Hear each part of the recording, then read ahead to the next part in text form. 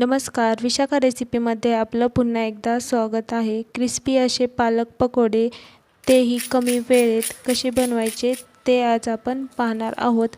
त्यासाठी इथे मी 1 कप पालक हा स्वच्छ धुवून आणि बारीक चिरून घेतलेला आहे।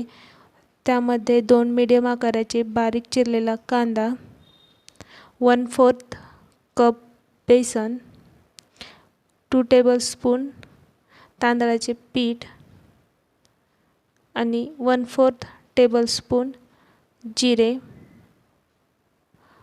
लाल तिखट, हळद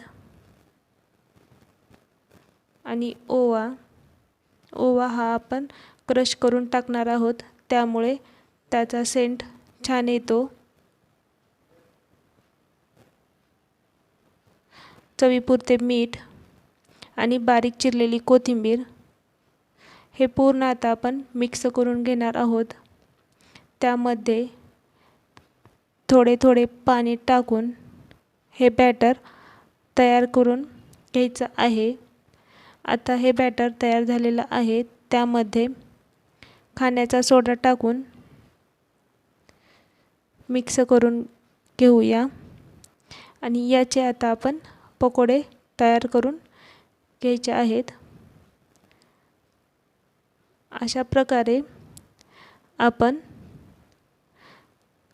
छोटे छोटे पकोडे तयार करून घेणार आहोत। चॅनलला नवीन असाल तर चॅनलला सबस्क्राईब करायला विसरू नका। सोबतही बेल आयकॉन दाबा, म्हणजे माझा नवीन व्हिडिओचे नोटिफिकेशन तुम्हाला मिळेल।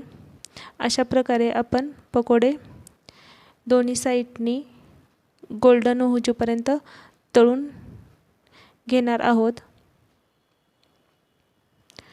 आपले पकोडे हे आता तळून झालेले आहेत, ते आता आपण काढून घेणार आहोत। अशा प्रकारे आपले क्रिस्पी असे पालक पकोडे तयार झालेले आहेत। अशाच प्रकारे आपण पूर्ण पकोडे तयार करून घेणार आहोत। क्रिस्पी असे पालक पकोडे आवडले असेल तर नक्की लाईक आणि कमेंट करायला विसरू नका।